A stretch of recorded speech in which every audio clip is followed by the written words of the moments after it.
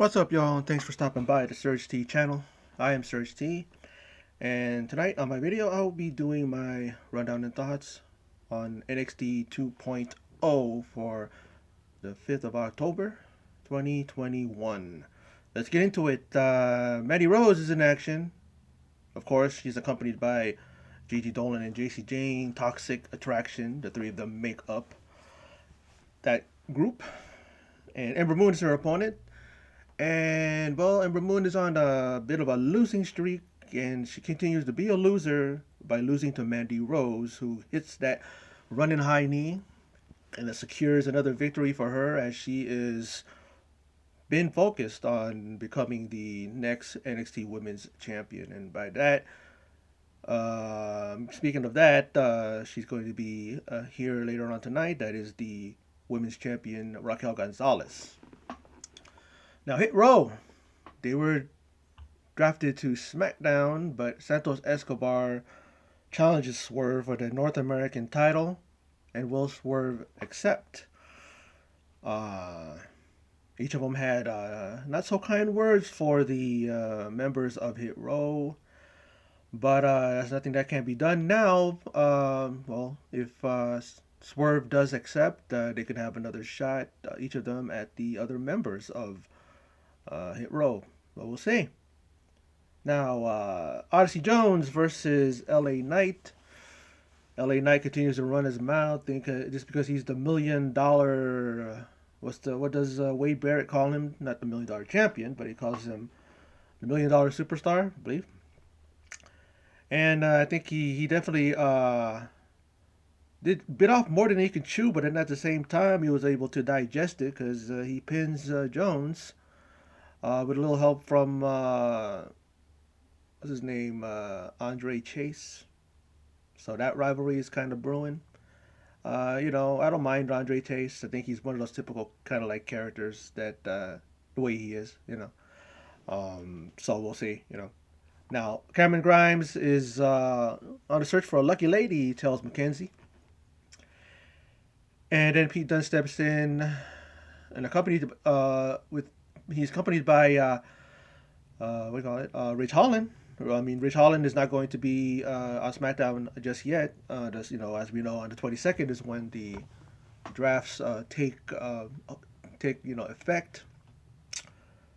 So he's accompanying him to the ring later on. He challenges Grimes to a match, and the match is made official, and we'll be seeing that later on tonight. Now, O'Reilly and Von Wagner talk, and why did Wagner save him again? Says O'Reilly. I mean, he tells O'Reilly, that to him he's got heart, and then trust is something O'Reilly doesn't have in anybody, and tells Wagner that he appreciates it, but he says to stay out of his way. I'll talk about later on during another incident when he comes in, and I'll talk about my opinion about what might happen between those two.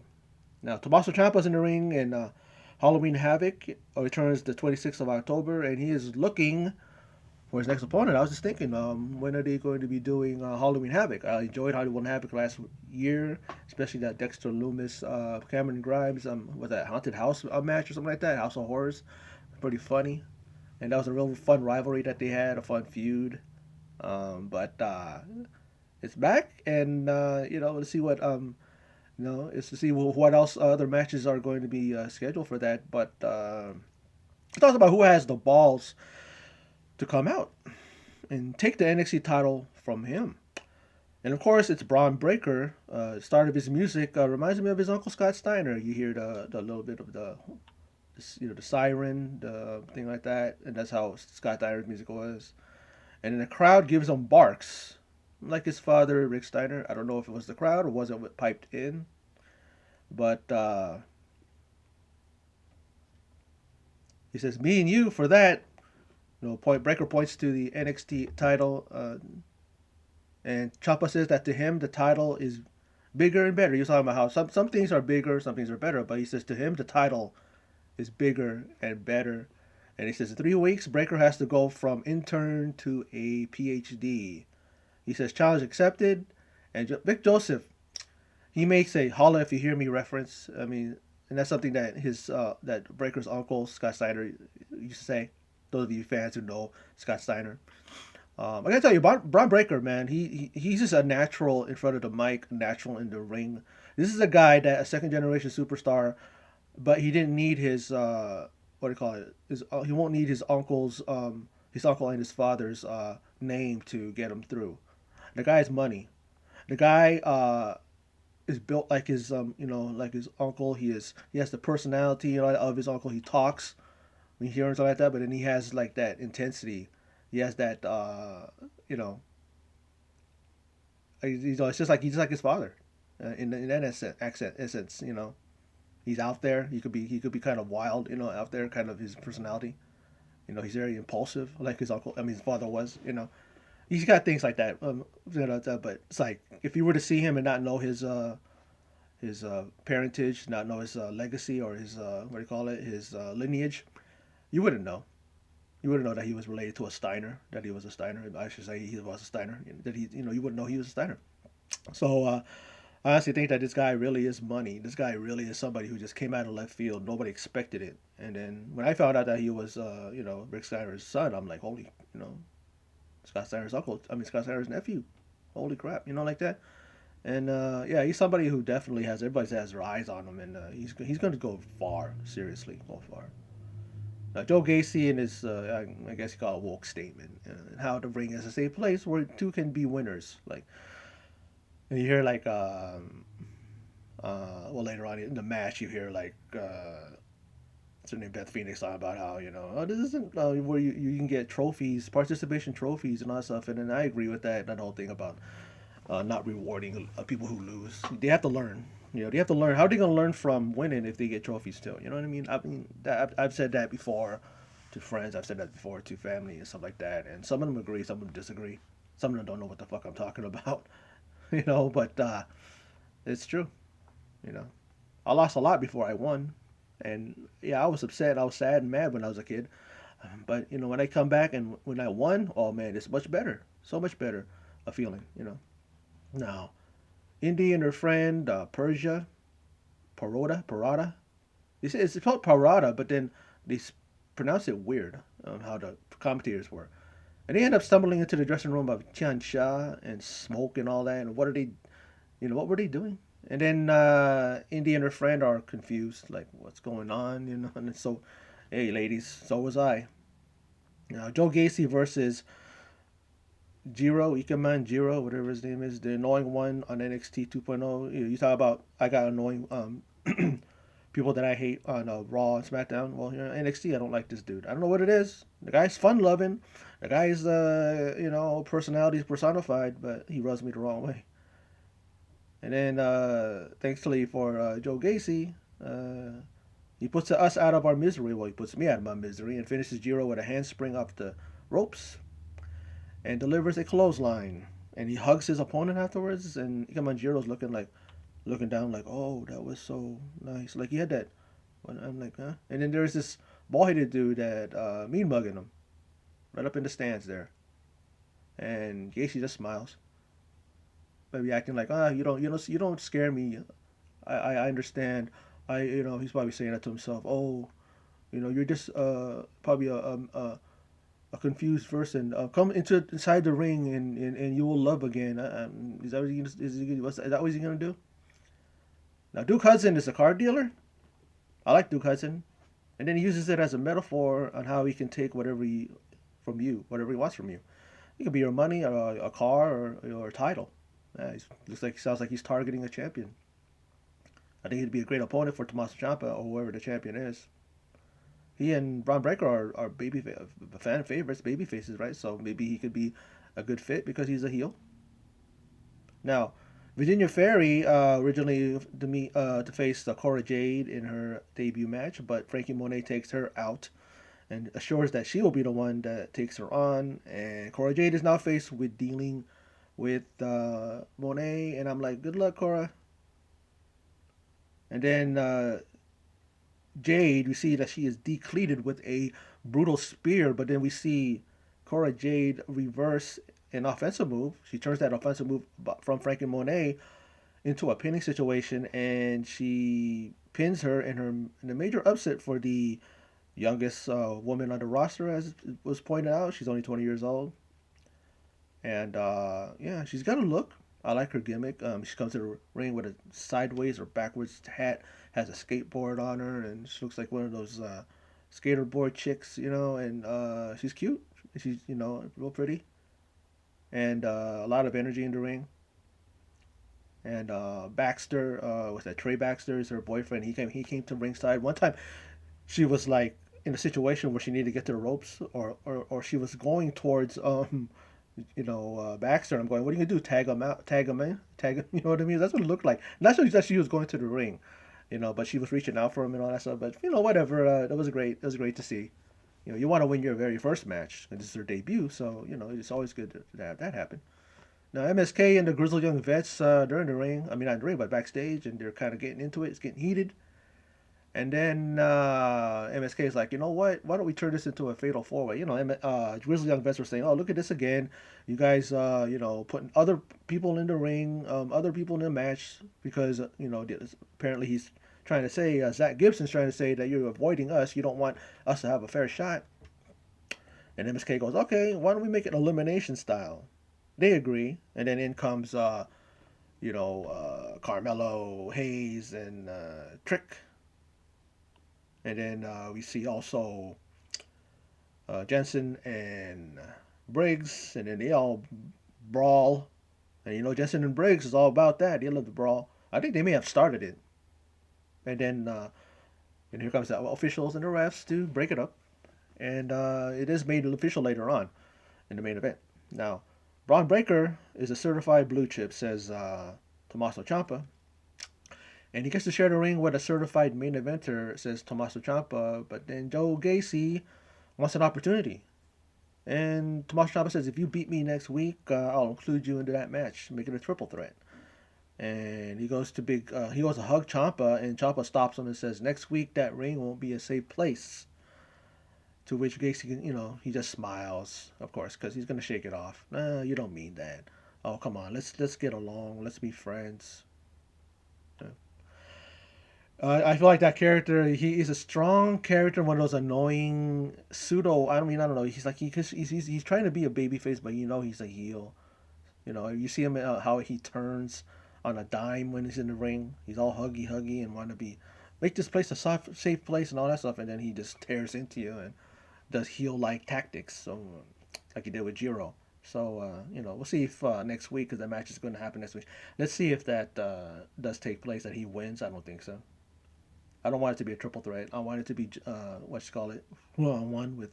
They might try to extend it, and that, let's say, uh, he's gonna make it, right. He'll win, and then he's in the match, and then what happens is that Joe Gacy gets pinned by Tommaso Ciampa, and then that leaves Braun Breaker to face him another time because he didn't get pinned.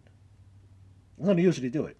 If somebody doesn't get pinned in a triple threat or multi-man match, the person that didn't get pinned, they'll get the shot, and maybe they want to extend this rivalry. Maybe he's gonna get pissed. Maybe he's gonna become a heel, Braun Breaker, and he's gonna attack the champ. He's gonna brutalize him, force him to give him the shot if Tommaso Ciampa refuses. Sometimes it goes like that. Sometimes. Now, Pete Dunne versus Cameron Grimes. You saw a little scuffle earlier. Well, it wasn't a scuffle, but it was a confrontation with them backstage. So the match was very, very good. I like Cameron Grimes. He's goofy. He's very silly at times. He's laughing and he's joking and he's spreading the money around. And you don't think that he can get down with someone like Pete Dunne, but he can't. Guy's very physical. Remember, he's a heel. At first, when he came out, yeah, he was physical. He was brutal. People forget that. And then he took it to Cameron Grimes. I mean, Cameron Grimes. So he took him to himself. Yeah, he was wrestling a mirror. No, took it to Pete Dunne. Pat Dunne. Who's what do you call it, McAfee? Pete McAfee. Man, I gotta get going. I gotta move on, or else I'm gonna just start saying these jokes and make it a comedy routine, even though I'm not funny. But but after this match, the match was really, really it got physical at times, and I love how Cameron Grimes stayed in there with Pete Dunne. But then we see an attempted cave in that was avoided. And then the Bruiserweight delivers the bitter end to Grimes. And that is all she wrote as Dunn wins this match, and despite O'Reilly attacking Holland during the match outside, him and Pete Dunne threw him into the announce desk, and then O'Reilly goes back into the ring, but then he receives a beat down from Dunn and Holland. You see Dunn kick O'Reilly in the head while Holland has him in that thing, and he does that little slam and finishes them off. O'Reilly's he's just a glutton for punishment, man. Love the guy, but man, this dude must be in pain all the time because he's always getting his ass beat. But hey, he comes back, right? He does come back, doesn't he? So that thing continues on. It's going to be probably him and Pete Dunne. They're not going to probably do a thing with him and Rich Holland. Rich Holland's about to leave. He's going to leave in a few weeks to go back to go to SmackDown. According to the officials, to the commentators, that people on social media were upset that Pete Dunne wasn't drafted to SmackDown with Rich Holland. But I don't know. I think that they want to make him at least one of the cornerstones of NXT right now. It would be great to keep him here for now, Pete Dunne. So, because you got these up and comers coming up, and you want somebody who's a veteran that's been around a while in WWE to kind of show them how it's done. You know. Now, for this week's episode, it's Bad Dinner Theater because it's Tony Soprano light. What's his name again? Oh yeah, what's his name? Tony D'Angelo. Yeah, another name from The Sopranos, D'Angelo, because that was brought up in The Sopranos. That name. It was one of the guys from the past. One of those family members of a mafia family. And like thinking, man, boy, NXT is really, really like he's taking everything they can from the TV show. I love the TV show, one of the best TV shows, Sopranos. And yeah, let's just move on because I swear I'm starting to have a real bad taste talking about that. Now, Hit Row ain't running from Legato. You see them in the vignette talking, interview, and they're running to the money, money, money, money. That's what they say, money, money, money, money. And Swerve accepts Escobar's challenge. And Swerve is confident that he's going to take that title to the Blue Brand.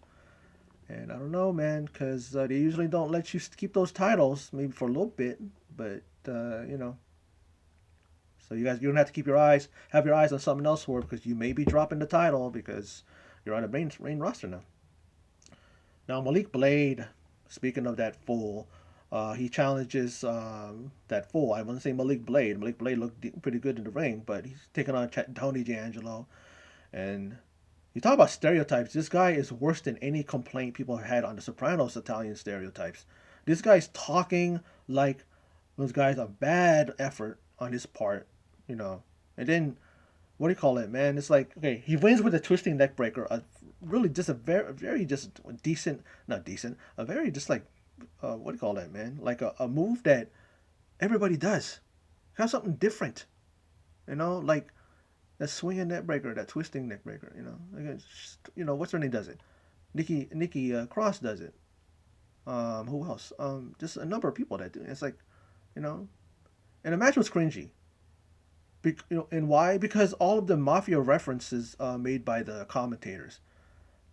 And one of them even said, forget about it. I'm like, oh, yeah, forget about it. Yeah, I forgot about this match. And the guy sucks.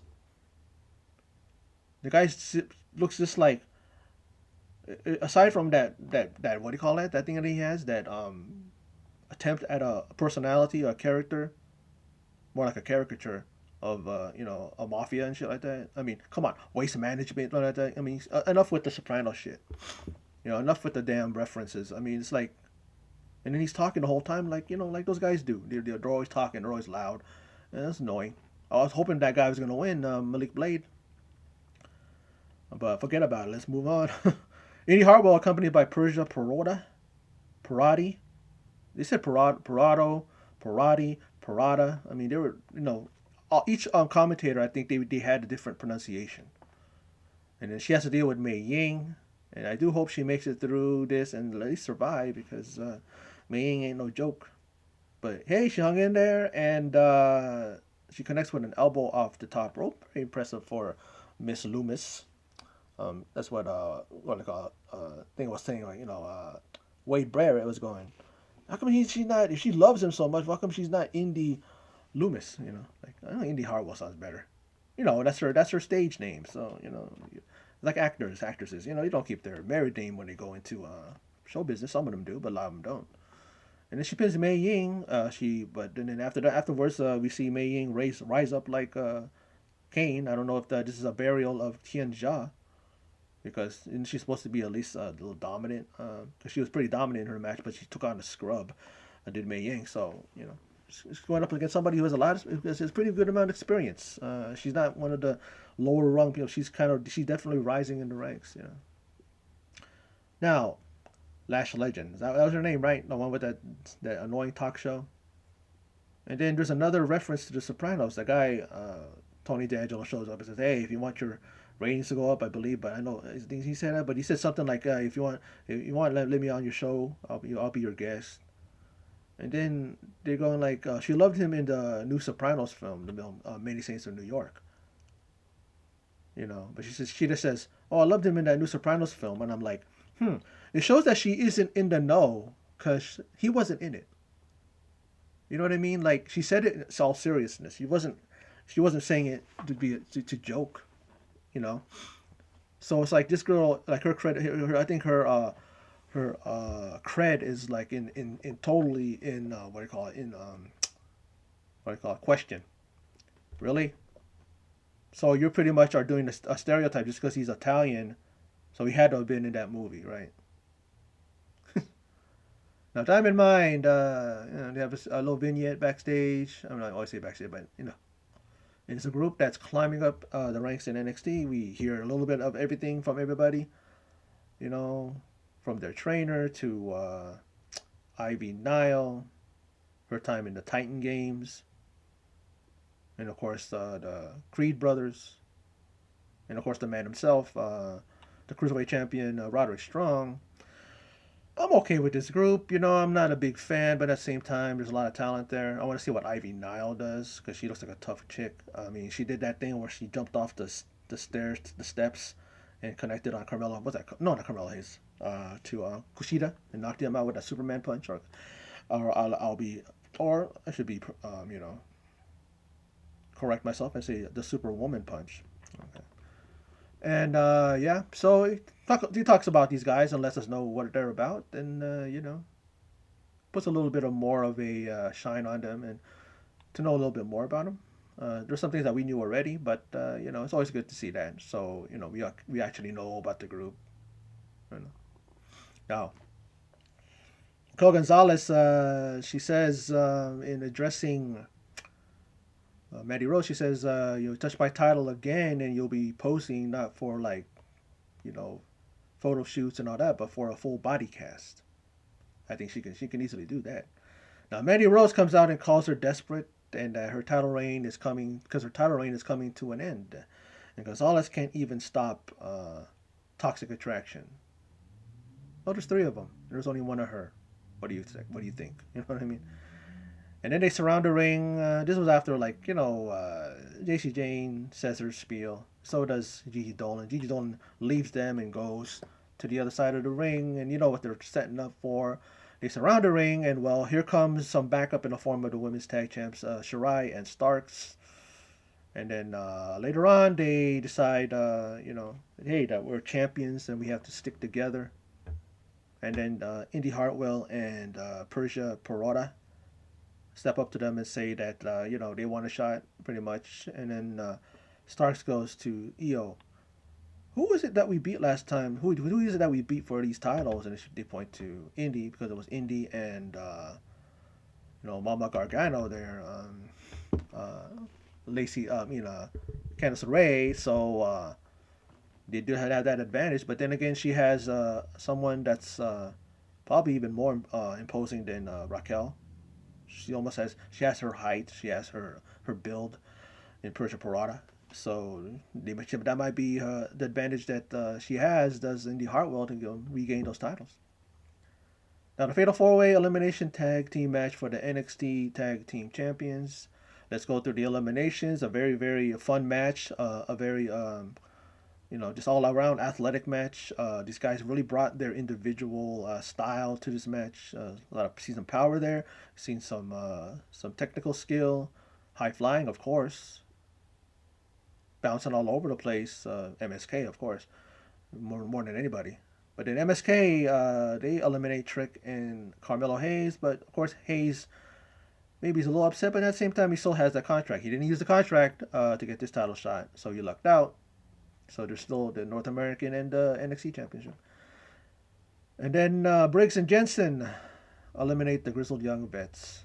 How many times are the Grizzled Young Vets going to come up short in a title match? And they're a team that I like, and I wish that they could win the titles. I mean, they're former NXT UK Tag Team Champions. But this is the NXT Tag Team Championship as another title, something that they could have added to their resume or their actually legacy and their winning of titles. And then MSK eliminate Jensen and Briggs and retain their tag team titles. And then Imperium attack the champs, and Briggs and Jensen come to their aid. And we saw a thing where after the match they, handed them their titles, patted them on the back, and just walked out. So we definitely see that Jensen and Briggs are a face team.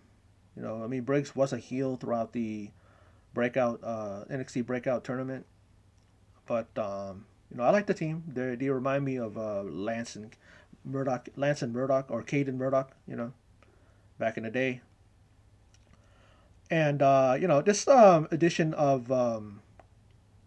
NXT 2.0 was good. I enjoyed it. It's just not a lot of nonsense, not a lot of filler that just felt like filler. The interviews and the backstage segments were okay. I don't like Lash Legend. I think that she is totally does not fit this format. She's talking like she ain't even talking to us. She's talking to people that surrounding her. Oh, you know what I heard? It's like a gossip thing, like a gossip rag kind of reality show. Like it's like get rid of her. You know what I mean? Like put someone else in there, or don't have a talk segment. Or a recorded one. Like she's not even in the ring. She's backstage. She's off over here, off over there.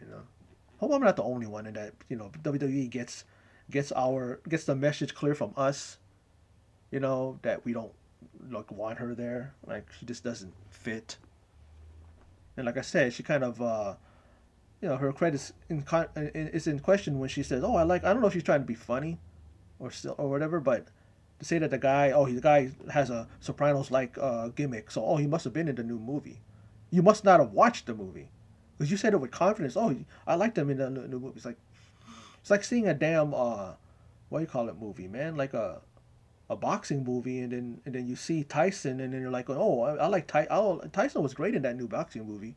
Just because he's a boxer, you're gonna say he's in the movie, or whoever is the because I don't watch boxing. I've not watched boxing since since when I was a kid, since I was a teenager. When I used to watch it with my dad. But but aside from that, NXT was great. I enjoyed it, and no complaints. None at all.